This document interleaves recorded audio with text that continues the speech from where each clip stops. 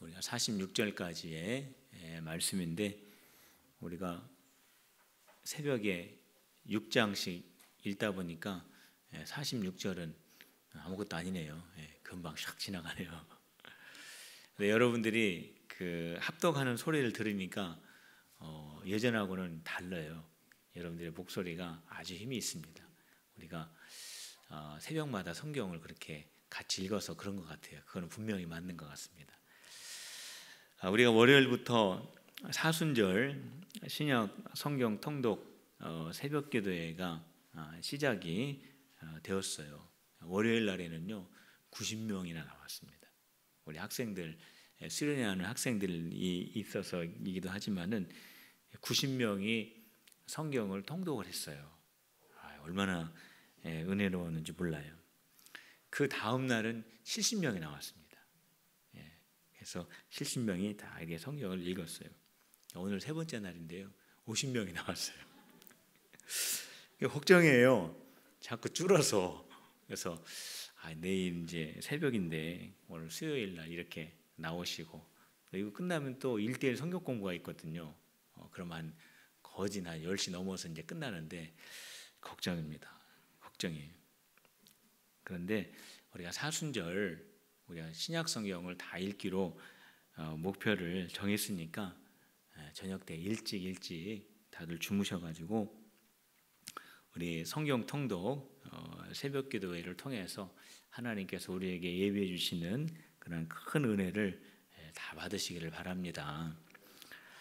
우리가 성경을요 6장씩 읽어요. 6장씩 읽는데 사실 이것을 처음 해보는 거라 우리 교회에서 우리 성도님들 읽다가 좋으시면 어떡하나 걱정도 했습니다. 사실은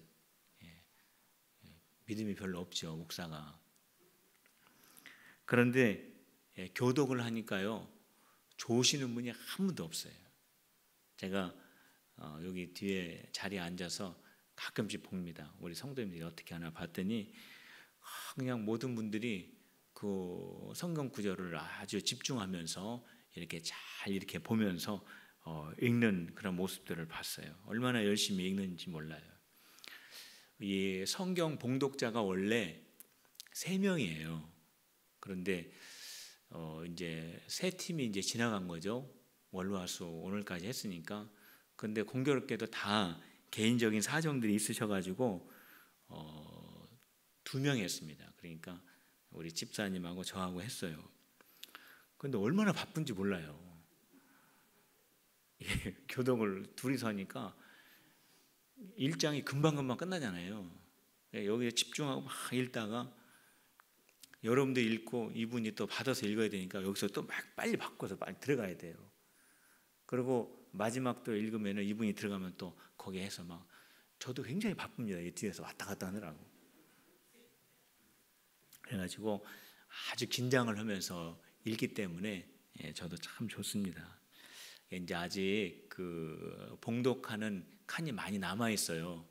그러니까 누구든지 나도 좀 봉독을 좀 해서 그렇게 해야 되겠다 하는 분들은 누구든지 거기에 꼭 기록을 해 주셨으면 좋겠어요. 2명이 하는 것보다 2명 하니까 참 좋아요. 한 사람이 하는 것보다 목소리가 싹 바뀌거든요. 여자 음성으로 바뀌고 남자 음성으로 바뀌는데 3분이면은 더 입체감이 있어서 더 좋을 것 같아요. 저도 막 덜 바쁘고 아주 그냥 엄청 바빠요. 왔다 갔다 하느라고. 그래서 이왕 2분씩 이렇게 되어 있으니까 그분들 잘 조절하시고, 만약에 그날은 내가 피치 못해서 못할 것 같으면은 다른 분하고 이렇게 바꿔가지고 해서 우리가 잘 될 수 있도록 그렇게 했으면 좋겠습니다.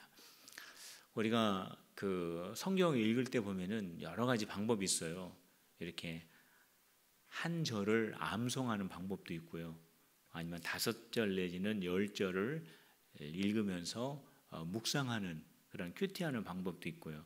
근데 우리처럼 이렇게 통으로 쭉 읽는 그런 그 통독하는 그런 방법이 있는데, 어떤 분이 그래요. 이렇게 통독을 하니까 이 말씀이 여기 있었구나, 이런 것이 발견이 되면서 너무 좋대요. 그렇습니다. 우리가 이 통독을 하면은요, 그 말씀이 여기 있었구나. 이 말씀이 이 말씀하고 이렇게 또 연결이 되는구나. 그런 그 은혜가 있습니다. 그래서 통독이 너무 좋습니다. 그래서 저도 이 통독을 해보니까 너무 색다른 그런 은혜를 느끼고요. 첫날에는 제 심령이 아주 맑아지는 그런 은혜를 받았어요. 성경을 그냥 읽는데, 우리 성도님들과 같이 읽는데, 그래서 얼마나 좋은지 몰라요. 우리가 18장까지 읽었거든요. 마태복음 18장. 그런데 요한계시록까지 읽으면 도대체 어떤 은혜가 우리에게 경험이 될까 굉장히 기대가 됩니다. 여러분들 한번 마음에 작정을 하시고 40일 동안 한번 나와 봅시다. 나와서 우리가 함께 성경 읽고 그 말씀 그 자체에서 우리에게 주시는 그 은혜를 한번 우리 필그림 교회가 사순절 동안 꼭 받았으면 좋겠어요. 그 개인 출석표가 지난주부터 다 이제 안내석에 있었거든요. 그러니까 아직 못 받으신 분들은 안내석에 있습니다. 그 안내석에 있는 거 가지고 가셔가지고 출석을 체크하세요. 체크해서 교회에서 그 출석하신 거 내십시오 하면은 그 출석부를 보고 그렇게 또 진행을 하도록 하겠습니다.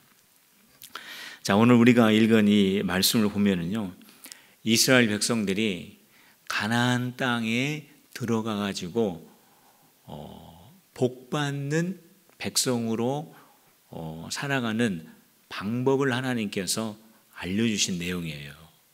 그러니까 이스라엘 백성들에게 가나안 땅에 들어가서 알려주신 내용이지만은 이거를 우리의 삶에 잘 적용하면은 우리도 하나님의 복을 받는 그런 삶이 될 수가 있는 거죠. 자, 이스라엘 백성들이 이 가나안이라고 하는 이 땅에 들어가서 복을 받는, 하나님의 복이죠.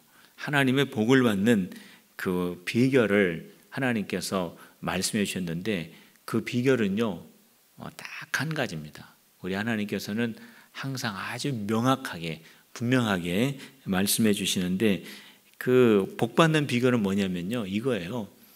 하나님의 말씀에 순종하라, 이겁니다.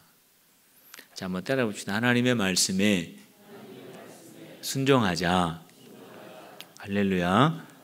하나님의 말씀에 순종하면 내가 너희에게 큰 복을 주겠다라고 그렇게 말씀하셔요. 자, 3절 말씀을 보세요. 26장 3절. 거기 같이 한번 읽어봅시다. 시작. 너희가 내 규례와 계명을 준행하면, 나와요.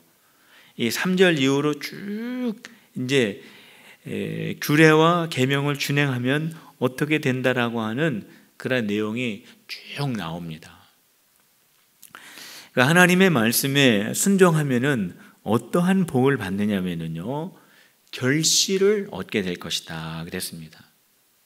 너희의 마음에 평안이 채워질 것이다. 너희들이 원수를 물리치게 될 것이다. 그리고 번성하게 될 것이다. 그리고 하나님이 너희를 기뻐하게 될 것이다. 다 나와요. 그 뒤에 쭉 읽어보면은. 그리고 하나님이 너희의 아버지가 되고, 또 이스라엘 백성들은 하나님의 자녀들이 될 것이다. 그런 말씀이 거기에 다 그렇게 나와 있습니다. 이스라엘 백성들이 들어가는 땅은요, 기름진 땅입니다. 모세가 12 정탐꾼을 가나안 땅에 보냈을 때 그들이 보고 온 게 뭐예요? 큰 그 열매들, 또 큰 거인과 같은 사람들이 가나안 땅에 살고 있었다. 그것을 보고 와서 벌벌 떨지 않습니까? 그런데 이 가나안 땅은요, 정말 기름진 땅이에요. 그렇기 때문에 이스라엘 백성들이 그 땅에 들어가면서 이렇게 생각할 수 있어요. 이 땅은 정말 기름진 땅이기 때문에 우리가 여기에서 열심히 농사를 지으면은 많은 결실을 얻을 수 있겠구나. 저 사람들처럼. 이 주변에 있는 많은 적들이 우리를 쳐들어올 때 그것을 우리가 이겨내기 위해서는 군인들을 많이 세워야 되겠구나. 하나님께서 기뻐하시는 그러한 백성이 되기 위해서는 많은 재물을 제단에 준비해야겠구나 라고 그렇게 생각할 수 있는 그러한 땅이에요. 기름진 땅, 축복의 땅, 가나안 땅이기 때문에 그렇습니다. 그런데 하나님께서는 가나안 땅에서는 그렇게 사는 것이 아니라고 말씀해 주신 거예요. 많은 결실을 얻기 위해서 노력도 해야 되지만, 또 열심히 해야 되지만, 그거보다 더 중요한 게 있다라는 거예요. 그거보다도 더 핵심적인 게 있다라는 겁니다. 그것보다도 더 소중한 것이 있다라는 거예요. 그게 바로 뭐냐면 하나님의 말씀대로 사는 거. 가나안 땅에 들어가서 그 땅이 아무리 기름진 땅이라고 할지라도 하나님 말씀대로 살아야 거기에서 하나님의 복을 받는 그러한 백성들이 될 수 있다라고 그렇게 말씀을 해 주신 겁니다. 하나님 없는 열심으로 가나안 땅에서 아무리 해도 그거는 복받는 비결이 안 된다라는 거예요. 왜 그러냐면은 이스라엘은요 하나님의 백성이기 때문에 그래요. 이스라엘 백성들이 하나님을 모르는 세상 사람이라면은 세상의 법대로 살면은 잘 살 수 있겠죠. 세상 사람들이 하는 그대로 살아도 되겠죠. 근데 이스라엘 백성들이 살아가야 하는 그러한 그 방법은 세상과 다르다라는 거예요. 가나안 사람들이 사는 것처럼 살아서는 안 된다라는 거예요. 그들이 아무리 그들의 종교를 믿고 또 가나안에서 살아왔던 것처럼 그들이 살아서 많은 결실을 맺지만은 하나님의 백성이기 때문에 너희들은 그렇게 해서는 안 된다 그런 말씀이에요. 그러니까 하나님께서 너희에게 준 이 말씀대로 살아야 너희들이 그 땅에서 하나님의 복을 받는 백성이 될 수 있다 그런 말씀입니다. 하나님의 말씀이 없는 열심의 대표적인 사람이 누구냐면 바울이에요. 바울. 우리가 바울을 잘 알죠. 우리가 사울이라고도 하죠. 근데 이 바울은요 참 많이 배운 사람이에요. 굉장히 많이 배운 사람이고 이 사람은 성경에 보면은 진짜 유대인이다 이렇게 기록하고 있고요. 로마의 시민권도 그 당시에 가지고 있었던 사람입니다. 그런데 이 바울이요 어떠한 열심을 가지고 있었냐면은 그리스도인들을 핍박하는 열심에 앞장을 섰어요. 자, 왜 그러냐면은 유대교의 입장에서 보면은 기독교는 너무 잘못된 것을 가르치기 때문에 그렇습니다. 유대교 전통도 지키지 않고 또 예수라고 하는 사람을 메시아라고 하고 너무나 이 유대교에서 가르치는 거하고 다르기 때문에 바울은 그 기독교를 핍박하고 예수 믿는 사람들을 옥에 가두는 것이 하나님의 일이라고 생각했어요. 그래서 참 열심히 했습니다. 다메섹이라고 하는 곳에 가서까지도 예수 믿는 사람들 잡아가지고 옥에 가두려고 했던 그런 열심이 있는 사람이었어요. 그게 하나님의 일인 줄 알고 그렇게 했어요. 그런데 성경에서는 뭐라고 말씀하냐면은 그거는 하나님의 일이 아니었다라고 말씀하고 있습니다. 바울이 그렇게 애쓰고 그렇게 수고하고 노력하였던 그 일이 하나님의 일이 아니었다. 하나님의 일이 아닌 것도 아닌 거지만은 그거는 오히려 하나님의 일을 반대하는 일이었다라고 성경에 기록을 합니다. 바울이 다메섹으로 가다가 거기서 예수님을 만나죠. 예수님의 음성이 바울에게 들려옵니다.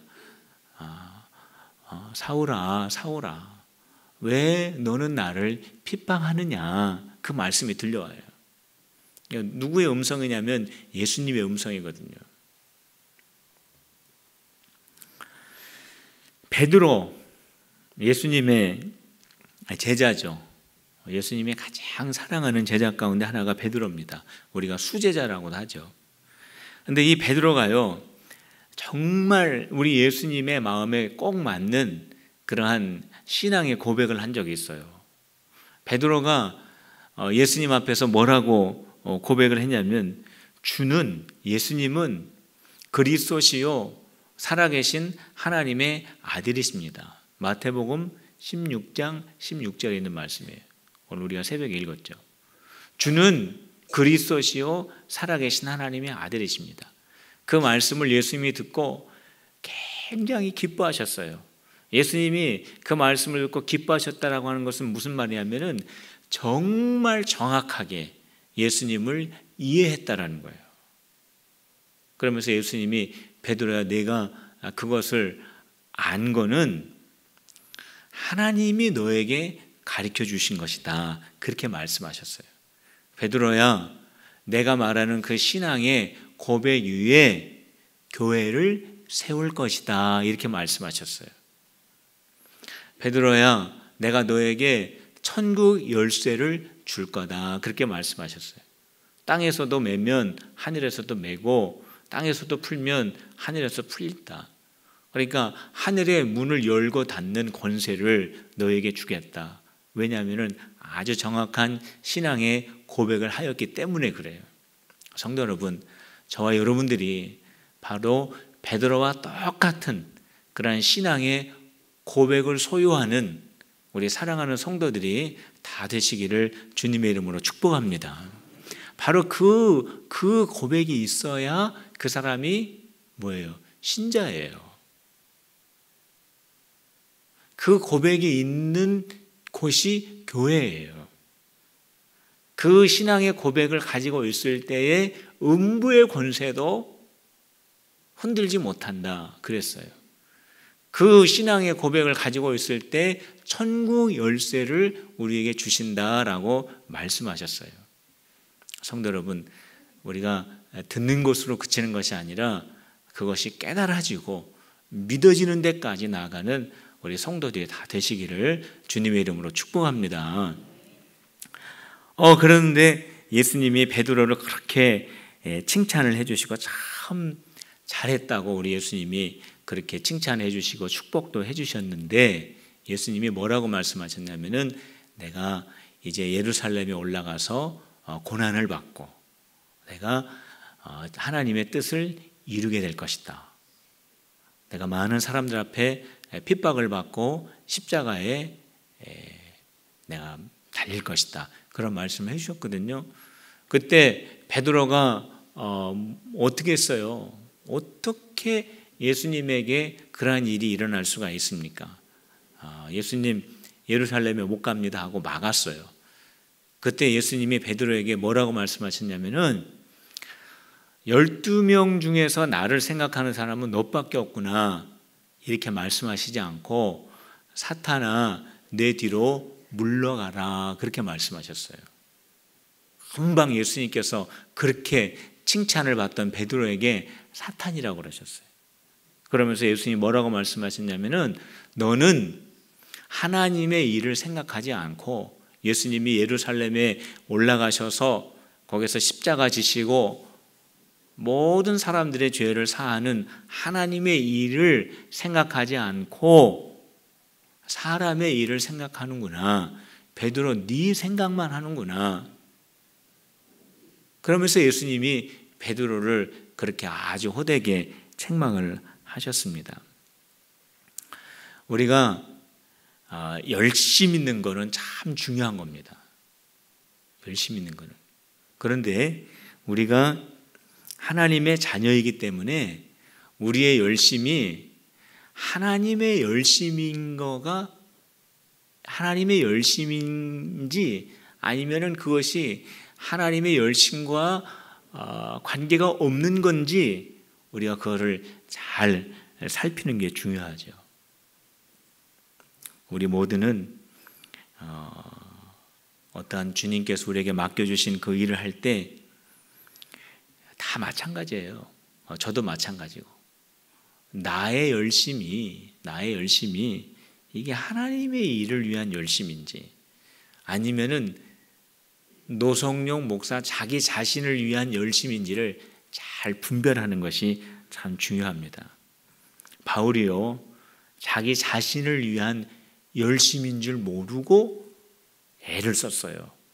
그런데 바울이 주님을 위해서 일하는 열심자로 바뀌게 되었습니다. 언제 바뀌게 되었냐면 그 전환점이 언제냐면은 부활의 주님을 만난 후에 바울이 주님을 위한 삶으로 변화가 된 거예요. 저와 여러분들이 하나님을 위한 열심 있는 그리스도인이 되기 위해서는요, 반드시 부활의 주님을 만나야 돼요. 사랑하는 성도 여러분, 주는 그리스도시요 살아계신 하나님의 아들입니다라고 하는 이 신앙의 고백과 함께 부활의 주님 꼭 만나는 열심 있는 그리스도인들이 다 되시기를 주님의 이름으로 축원합니다. 우리 하나님께서 또 뭐를 알려주셨냐면은 가나안 땅에서 망할 수도 있는 원인을 알려주셨어요. 그러니까 이것은 가나안 땅에 들어가 가지고 망하라는 것은 아니죠. 그러니까 가나안 땅에 들어가면 망할 수도 있는 위험성이 있다는 것을 미리 알려주시면서 이스라엘을 보호하시려고 하는 그런 하나님의 계획이죠. 이 가나안 땅은 젖과 꿀이 흐르는 땅이에요. 정말 좋은 땅입니다.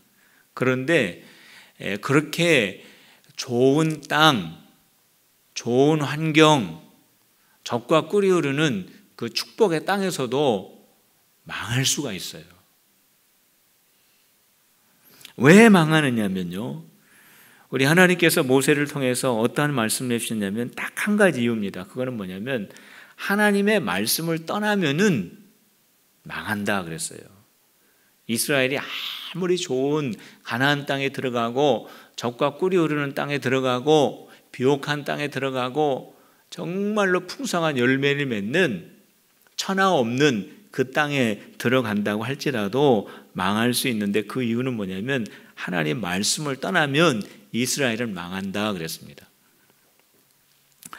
우리가 그 26장 15절과 16절 우리 한번 읽어봅시다. 15절과 16절 같이 한번 합독하겠습니다. 시작. 내 규례를 멸시하며 마음에 내 법도를 싫어하여 내 모든 계명을 준행하지 아니하며 내 언약을 배반할진대 내가 이같이 너희에게 행하리니 곧 내가 너희에게 놀라운 재앙을 내려 폐병과 열병으로 눈이 어둡고 생명이 쇠약하게 할 것이요 너희가 파종한 것은 헛되리니 너희의 대적이 그것을 먹을 것이며 되어 있습니다. 15장 15절 16절 그 이후로 쭉 보면은 끝에까지 말이죠. 끝에 한 5절 남겨두고는요 한 40절까지는요 이스라엘이 망하는데 어떻게 망하는지 쭉 구체적으로 설명을 해 주었어요. 가나안 땅에 들어가면은요 다 잘 살아요. 잘 살 수밖에 없어요. 그런데 이스라엘 백성들은 아니에요. 하나님 말씀을 떠나면 망한다 그랬어요. 그 땅이 아무리 좋은 땅이라고 할지라도 하나님의 말씀을 떠나면 이스라엘을 하나님께서 그냥 놔두지 않겠다 그랬습니다. 재앙을 내리겠다 그러셨어요. 어떠한 재앙입니까? 질병에 걸리고 전쟁에서 패하고 땅이 열매를 주지 않고 이스라엘이 흩어지게 되고 남은 이스라엘 백성들의 마음은 두려움으로 가득하여 연약한 백성이 될 것이다. 그렇게 말씀하신 거예요. 그러니까 이스라엘이 그렇게 생각하면 안 돼요. 저 땅은 축복의 땅이니까 우리가 들어가기만 하면은 우리 이스라엘은 강성하고 부유한 나라가 될 것이다. 저절로 복받는 나라가 될 것이다 라고 생각하면은 안 된다라는 거예요. 말씀을 떠나면은 이스라엘은 망한다. 하나님께서 분명하게 말씀을 해 주셨어요. 왜 그러냐면은 블레셋 사람들은 괜찮아요. 가나안 족속들은 상관없어요. 그들이 하나님의 말씀을 듣든 안 듣든 그건 관계없어요. 그러나 하나님의 백성은 안 돼요. 왜? 그들이 하나님의 자녀이기 때문에 그렇습니다. 반대로도 생각할 수 있어요. 그렇게 기름진 땅에서 망할 수 있다면은 기름지지 않은 땅에서도 축복받을 수 있어요. 어떻게 축복받을 수 있습니까? 하나님이 이스라엘과 함께 하시면 축복받을 수 있다. 성경에 굉장히 많이 나와 있어요. 하나님이 함께 하시면은 이스라엘이 어디에 있든지 복을 받는다라고 말씀해 주셨어요. 구체적으로 예를 들면은 이스라엘 백성들이 광야 생활하는 거, 이게 대표적인 예잖아요.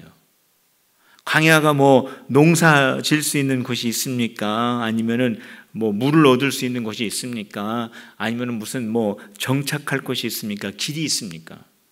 근데 거기서 40년 동안 넉넉하게 살지 않습니까? 어떻게 해서요? 하나님이 구름 기둥과 불 기둥으로 보호하시고 인도하셨기 때문에 이스라엘 백성들이 옷도 헤어지지 않고 신발도 닳지 않고 조상들이 먹어보지도 못했던 그 만나를 먹어가며 때로는 반석에서 물이 터져 나오고 메추라기를 통해서 고기도 먹고 그 놀라운 역사들이 광야에서 일어나지 않아요?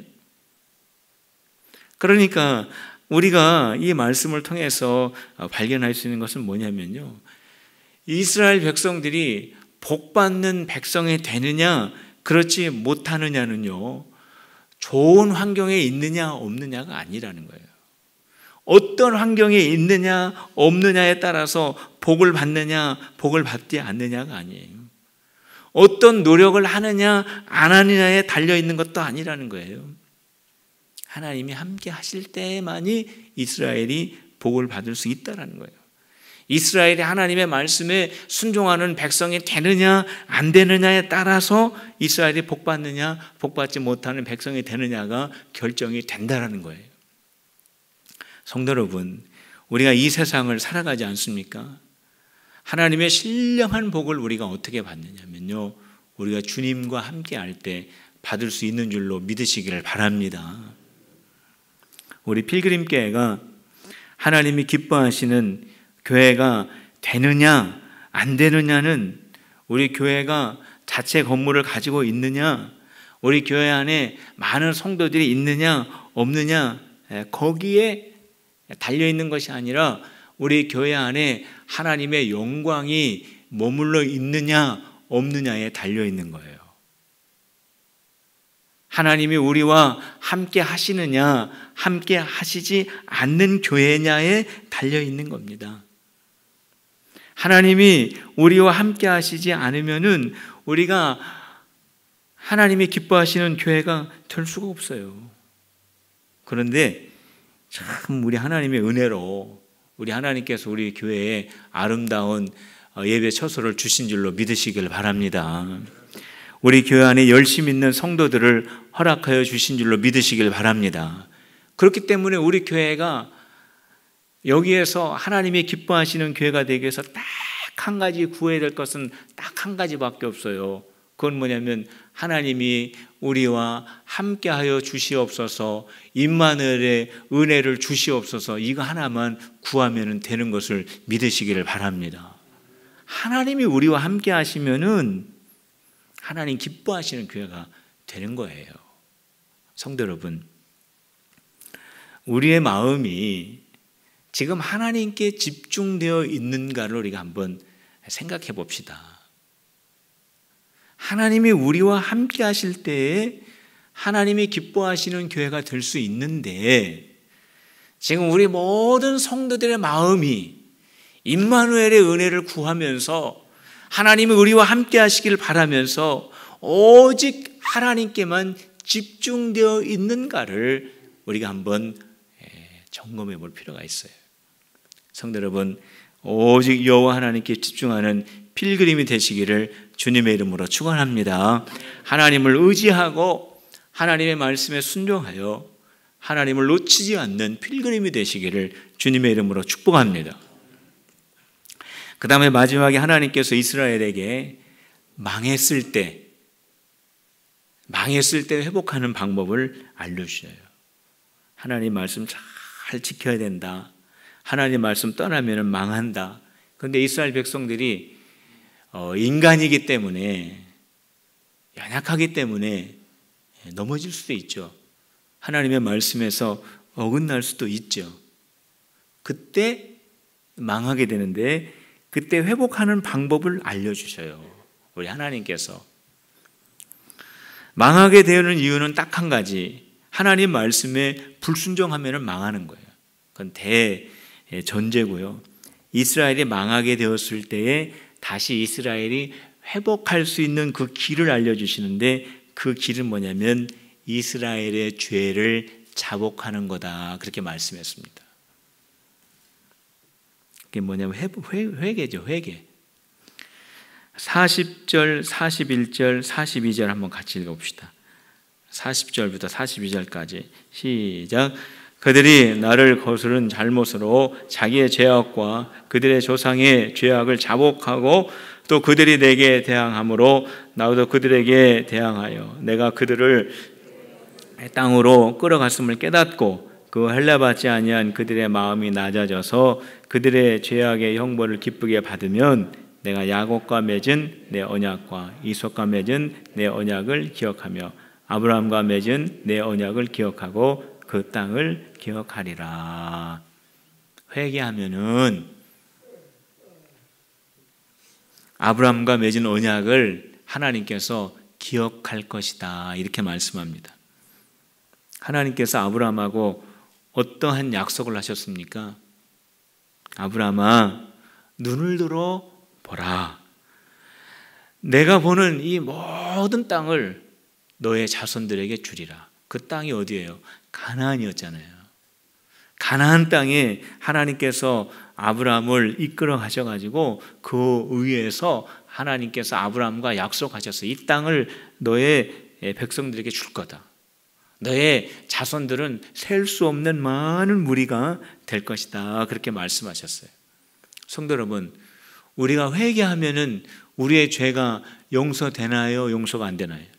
용서가 되죠. 그런데 회개한다고 하나님 내가 잘못했다고 하면은 세상의 법도 용서하지 않는 그 무시무시한 죄가 용서된다라는 법이 어디 있습니까? 그런 게 어디 있어요? 세상 천지 아무도 용서해 주지 못할 그 죄를 내가 마음속에 진정으로 예수님을 의지하고 하나님께 용서를 구하면 그 용서받는다라는 법이 어디 있어요? 그게 어떻게 가능합니까? 십자가 때문에 가능한 거예요. 우리가 예수님의 이름으로 나의 죄를 회개하면은 우리 하나님께서 무엇을 기억하냐면은 십자가 위에서 우리의 죄를 대속하여 주신 예수 그리스도의 대속의 은혜를 우리 하나님이 기억하시는 것을 믿으시기를 바랍니다. 그것 때문에 아무리 흉악한 죄를 지었다 할지라도 내 자신이 나의 죄까지도 인정하지 못하는 그 죄를 지었다 할지라도 우리가 예수님의 십자가를 위해서 우리가 회개하면 우리 하나님이 용서해 주시는 것을 믿으시길 바랍니다. 십자가의 은혜를 하나님이 기억하시는 거예요. 이스라엘 백성들이 하나님의 말씀을 떠나서 블레셋 또 가나안의 종교 정말로 타락하고 하나님을 떠나고 자기 마음대로 방탕하며 살았던 그 삶의 자리에 있다 할지라도 하나님 내가 잘못했습니다. 우리의 죄를 회개합니다라고 자백하고 회개하면은 하나님이 아브라함에게 주신 그 축복의 약속을 기억하신다는 거예요. 그런데 하나님께서 이스라엘에게 재앙을 내리시면서 중요한 말씀을 한 가지 해주셨는데 그게 뭐냐면은요. 그거는 하나님께서 이스라엘에게 재앙을 내리지 않습니까? 말씀을 떠나면은 병에 걸리고 열매를 얻지 못하게 하고 전쟁에서 패하게 하고 망하게 하고 나라가 무너지고 나라가 흩어지고 그러한 하나님의 재앙 가운데 있지만 나 여호와는 여전히 이스라엘을 미워하지 않는다 이렇게 말씀하셨어요. 굉장히 중요한 말씀이죠. 나 여호와는 이스라엘을 버리지 않는다 그랬어요. 나 여호와는 이스라엘을 끝까지 사랑한다 라고 말씀하셨습니다. 거기 44절을 한번 읽어봅시다. 44절 시작. 그런즉 그들의 원수의 땅에 있을 때에 내가 그들을 내어버리지 아니하며 미워하지 아니하며 아주 멸하지 아니하고 그들과 맺은 내 언약을 폐하지 아니하리니 나는 여호와 그들의 하나님이 됨이니라. 이스라엘이 완전히 망해가지고 거의 회복 불능의 상태가 되었지만은 하나님은 여전히 이스라엘을 포기하지 아니하시고 사랑하신다는 거예요. 왜요? 나 여호와는 이스라엘의 하나님이기 때문이다 이렇게 말씀하셨어요. 그러면은 이스라엘 백성들에게 왜 그러한 재앙을 내리십니까? 오늘 나와 있죠. 이스라엘이 죄를 깨닫고 그 죄에서 돌이켜 우리가 가나안 땅에 있지만 우리가 저절로 부유한 백성이 되는 것이 아니라 우리가 하나님을 의지하지 않아도 우리가 넉넉한 삶을 살 수 있는 백성이 될 수 있다라고 하는 그 잘못된 생각을 깨닫게 하기 위해서 하나님께서 재앙을 내리신다는 거예요. 그래서 그 재앙을 통해서 돌이켜 하나님 나라에 속한 백성이 되도록 하기 위한 하나님의 섭리, 이스라엘을 향한 하나님의 사랑이다라고 그렇게 말씀한 겁니다. 죄를 범하는 것보다 더 무서운 게 있어요. 그것이 죄인지 죄가 아닌지 모르는 게 더 무섭습니다. 그래서 회개하지 못하는 것이 죄보다 더 무서운 거예요. 다윗이 심각한 죄를 짓지 않았습니까? 그럼에도 불구하고 다윗이 이스라엘의 위대한 왕으로 남을 수 있었던 것은 회개했기 때문에 그래요. 베드로가 예수님을 모른다고 3번 부인했지만 베드로가 위대한 사도가 될 수 있었던 것은 베드로가 회개했기 때문에 그렇습니다. 바울이 예수님 믿는 사람들 다 핍박하고 그들을 잡아 죽이려고 하였지만은 그가 세계를 향하여 복음 전도자가 될 수 있었던 것은 바울이 예수님을 만나고 회개했기 때문에 그렇습니다. 성도 여러분, 우리가 사순절을 지금 지나가고 있지 않습니까? 우리 마음에 회개의 역사가 일어나기를 주님의 이름으로 축원합니다. 내 안에 말씀을 읽을 때 죄가 발견되면은 지체 없이 회개하는, 외면하지 않고, 그리고 우리 필그림 공동체 안에 우리 하나님 앞에 철저하게 회개할 것이 드러난다면 외면하지 않고 회개하는 역사가 우리 공동체 안에 일어나기를 주님의 이름으로 축원합니다. 회개는요, 부끄러운 게 아니에요. 회개는 하나님께서 전혀 재생할 수 없는 그 상황 속에서 회복될 수 있는 길이 회개라는 것을 하나님께서 우리에게 알려주신 겁니다. 우리가 회개할 때 내 자신이 회복되고 우리 필그림교회가 놀랍게 회복되는 것을 믿는 우리 사순절 기간이 되는 우리 모든 성도들이 되시기를 주님의 이름으로 축원합니다. 기도하시겠습니다. 하나님 아버지 감사합니다. 아무리 좋은 땅이라 할지라도 주님을 떠나면 그 땅에서 복을 받을 수 없고, 아무리 흉악한 땅이라고 할지라도 주님과 함께 있으면 생수가 터져나오는 역사가 일어날 줄로 믿습니다. 아버지 하나님, 우리 성도들이 가는 곳마다 이삭의 우물의 역사가 나타나게 하여 주시옵소서. 손대는 곳마다 생수가 터져나오게 하여 주시옵소서. 아버지 하나님, 우리가 주의 말씀을 읽고 우리 예수님의 그 십자가의 사건을 묵상할 때 내 속에 십자가 앞에서의 죄를 회개하는 역사가 일어나게 하여 주시고, 하나님, 우리 필기임기 안에 사순절을 지나면서 전에 없었던 회개의 운동의 역사가 나타날 수 있는 거룩한 절기가 되어줄 수 있도록 축복하여 주시옵소서. 예수님의 이름으로 기도하옵나이다. 아멘. 우리 하나님